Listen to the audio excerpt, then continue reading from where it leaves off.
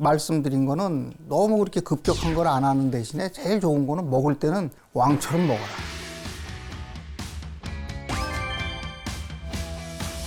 왕처럼 왕처럼은 뭐 그렇죠. 그거는 아니죠. 많이 풍족하게 먹으라는 뜻인가요? 저를 찾아온 환자분들이 하는 말이 선생님 이상해요.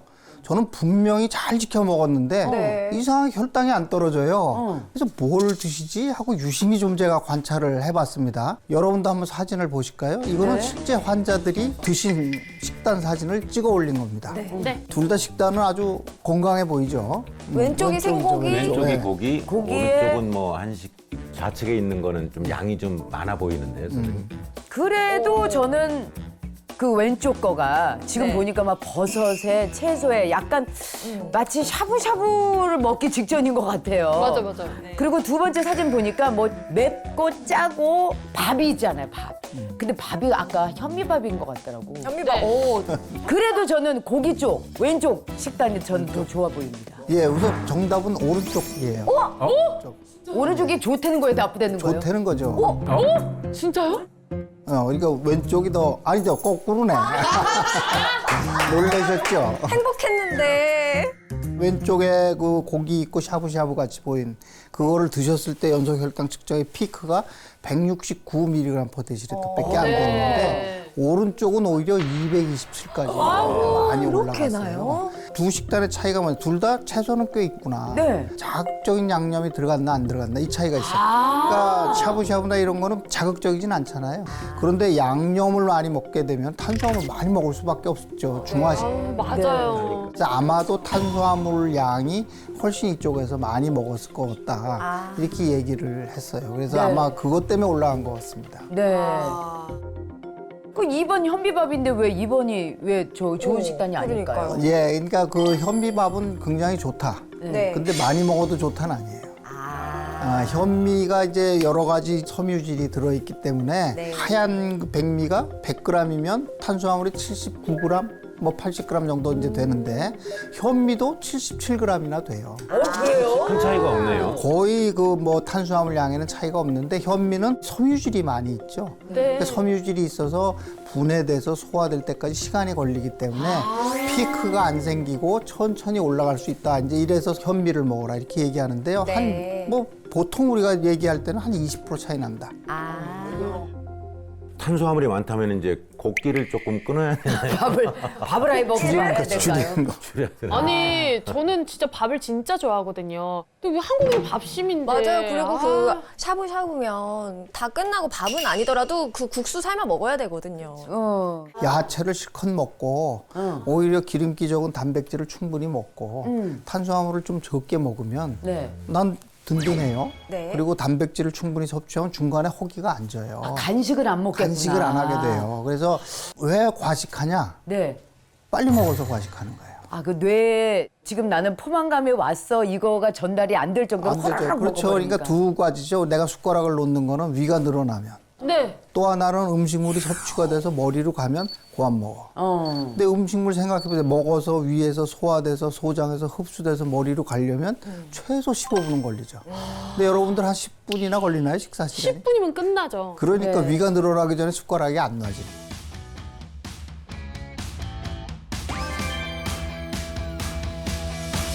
제가 한번 우선 네. 식단을 한번 보여드릴까요? 네, 보여주세요. 어떤 분 식단이에요? 잘했는데 네. 혈당이 거의 300이 다 되더라. 나도 대체 뭘 잘못했냐. 네. 그렇게 해서 사진을 한번 찍어서 저한테 보내주셨어요. 네. 그 사진을 한번 보시죠. 이게 지금 완전 식단이에요? 건강식 예. 아니에요? 방울토마토에 식사량이 너무 적은데요. 예, 왕처럼 좀 안 드신 거 작죠. 아닙니까? 그러니까 연세가 많으신 분이라 많이는 못 드세요. 그래서 그렇게 해서 했는데 옆에 그림처럼 피크 혈당이 280까지. 오. 저기 뭐가 잘못된 떡입니다, 떡. 떡이요? 떡입니다, 떡. 떡이요? 밥 한 공기를 네. 두들겨서 떡을 만들면 얼마나 지겠어. 아, 저게 그게 컸네. 아주 넘죠. 그러니까 인절미 요만한 거 한 두세 개 드시면 밥 한 그릇 먹는 거라니까. 근데 더군다나 지금 야채류가 좀 적잖아요. 네. 방울토마토 몇 개니까. 네. 그러니까 다른 게 별로 없이 정제된 떡이 툭 들어오면 그냥 피크가 올라갑니다. 그래서 떡 때문에 올라가시는 분이 많아요. 우리가 체단당 이렇게 얘기해요. 그래서 채소를 충분히 먹고 단백질을 먹고 탄수화물을 먹으면 우선 딴 거를 충분히 먹었기 때문에 탄수화물이 그렇게 덜 땡기죠. 그런데 밥이나 떡이나 빵 같이 완전히 탄수화물을 먹게 되잖아요. 그럼 그거는 그냥 즉시 흡수되는 거예요. 즉시. 그러니까 그게 스파이크를 만드는 거예요. 어쩐지 힘이 막 나더라고요. 그렇죠. 그냥 당장은 힘이 나는데 우리가 빚잔치 하는 거죠. 뭐.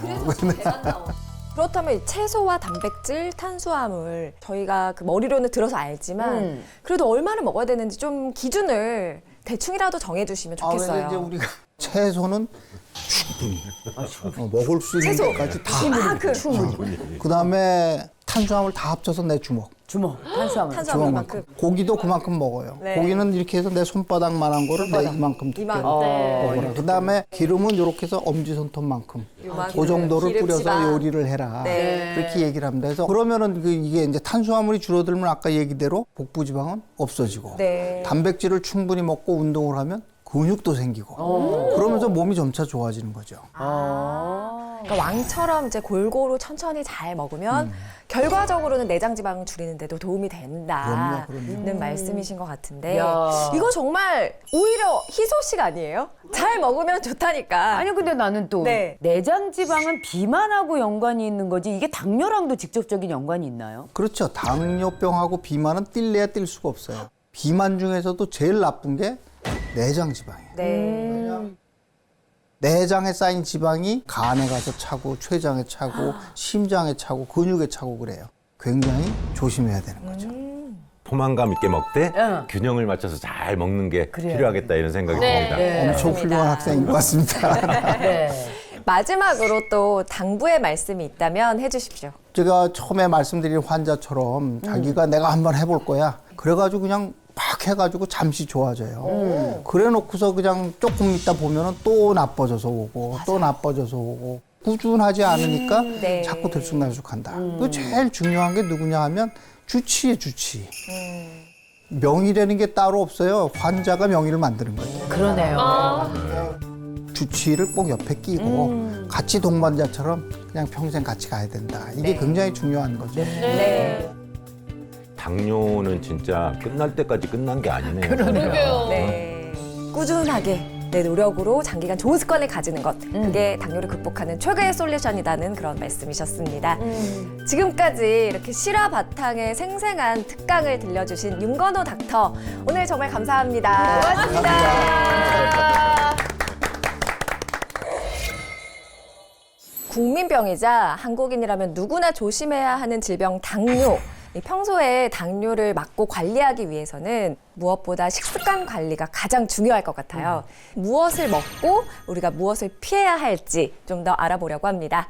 그래서 모신 소화기내과 양기영 선생님, 한의사 김난희 선생님 어서 오세요. 안녕하세요. 반갑습니다. 아니 근데 우리가 앞서 탄수화물, 단백질, 지방 요거 조절해서 잘 먹으면 된다. 순서 정해서 과식하지 말고 탄수화물 되도록이면 적게 먹고 그럼 다 배운 거 아닌가요? 예, 하산해도 되죠? 그렇죠. 그렇지만 이게 왜 그런지를 알아야지 우리가 오랫동안 기억하고 또 그걸 우리가 몸에 딱 체득할 수 있는 건데요. 네. 자, 이 탄수화물 위주의 식사, 과도한 지방 섭취가 왜 문제가 되는지 그 근본적인 이유를 좀 말씀을 드리겠습니다. 자, 잘못된 식습관이 당뇨부터 비만까지 각종 질병을 일으키는 원인, 네. 바로 우리 몸이 산성화됐기 때문입니다. 아니 산성화라고요? 아니 산성비처럼 우리 몸이 녹슬 수도 있다 뭐 그런 말씀을 하시는 건가요? 예, 맞습니다. 비슷해요. 예, 그래요? 네, 비슷합니다. 몸이 산성화된다니까 뭐 이해가 잘 안 되고 약간 겁도 많이 나고요. 그렇죠? 네. 자, 그런데 이렇게 생각하시면 좀 이해하시기가 빠를 것 같아요. 음식에 좀 비유를 하자면, 자, 네. 음식을 우리가 그냥 관리하지 않고 상온에 좀 오래 두면 어떻게 되죠? 썩거나 색깔도 산화되죠. 변하고. 네, 맞습니다. 음식도 공기 중에 오래 노출되면 산화가 되기 쉽고요. 곰팡이 등 각종 독성 물질이 생기면서 부패하게 되잖아요. 네. 우리 몸도 바로 이와 같다고 보시면 됩니다. 몸의 산성화는 결국 내 몸의 부패와도 같은 것이라고 생각할 수가 있습니다. 아, 우리 몸이 부패되는 게 산성화되는 것이다. 좀 무서운데요. 예. 아니, 어디가 썩어가고 있는 거야? 뭔가 보이진 그렇죠. 않는데. 이것을 인체 산성화라고 하는데 이것은 내 몸의 pH 밸런스가 깨져 있는 그런 상태라고 보시면 되겠습니다. pH, 산도를 말하는 거죠. 네. 먼저 수소 이온 농도를 구분하는 척도이자 이 산성 정도를 수치로 표시한 것을 pH라고 하는데요. 크게는 그냥 뭐 중성, 산성, 또 알칼리성이라고 네네. 이렇게 구분하죠. 자, 그러면은 우리 몸은 중성, 산성, 알칼리성 중에서 어디에 해당할까요? 뭐 잘은 모르겠지만 산성도 아니고 알칼리성도 아니고 뭐 딱 중성 아니겠습니까? 그렇죠. 오빠 맛 좀 봐도 돼요?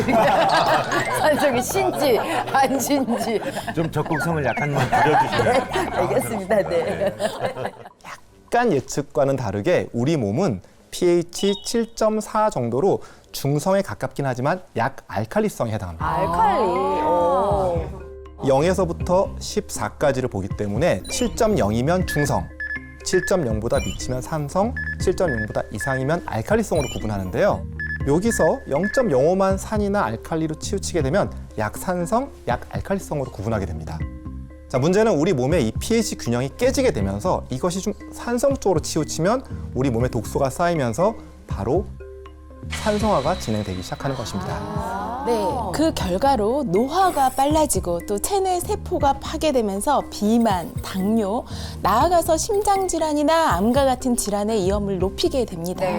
따라서 우리가 앞서 설명 들으신 당뇨는 물론이거니와 전신 질환을 막고 싶다면 체내의 산성화를 막고 바로 신체 균형을 유지하는 것이 매우 중요한 숙제라고 볼 수가 있습니다. 아, 그렇겠네요. 산성이라고 하면 산성비 또는 뭐 음식의 산화 말씀하신 것처럼 그 정도만 생각했었는데 우리 몸이 산성화된다는 게 이렇게나 좀 위험한 일이었다고 하니까 좀 놀라운데요.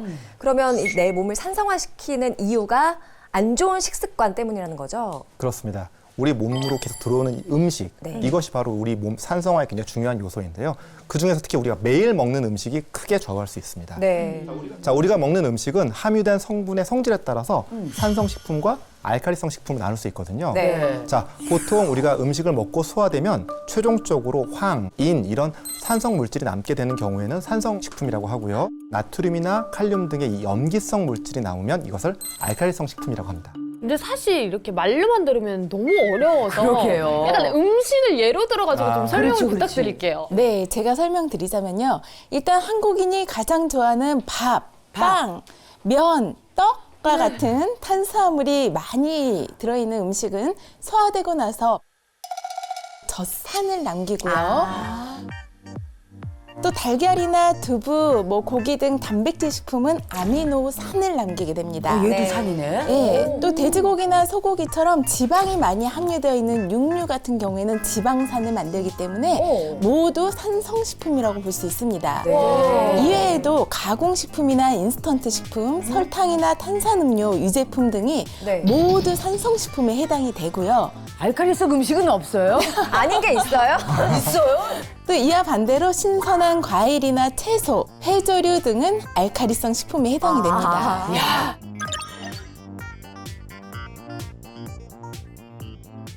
아니 충격이 이만저만이 아닌데요. 밥, 빵, 떡, 달걀, 두부 뭐 이런 거 우리가 다 좋아하는 음식이잖아요. 그렇죠. 와 진짜 뭐 이게 다 산성식품이라니. 저는 다이어트 할 때 닭가슴살, 달걀 이런 거 많이 먹거든요. 뭐 아메리카노 곁들이면서.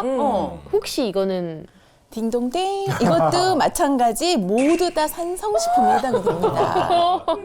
아니 그러면은 말씀하신 탄수화물이며 단백질 같은 게 우리 몸에 필요한 영양소인데 산성이라고요? 물론 중요하죠. 신체 조직을 구성하고 또 우리 몸에 필요한 에너지를 만들기 위해서 필요한 영양소 맞습니다. 네. 하지만 우리가 이렇게 먹는 음식 중에서 산성 음식이 좀 너무 지나치게 많다는 게 문제인 거죠. 예, 다 필요하죠. 하지만 네.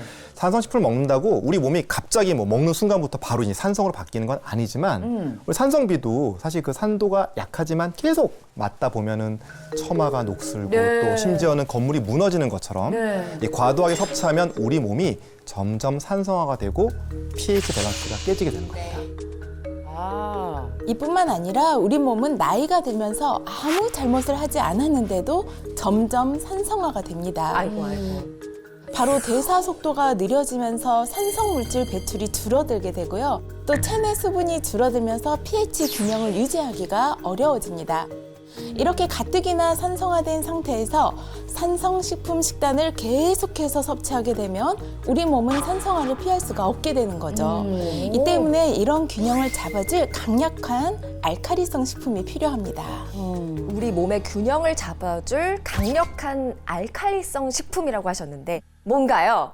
체내 산성화를 막고 건강을 지켜줄 알칼리성 식품의 대표 바로 레몬즙입니다.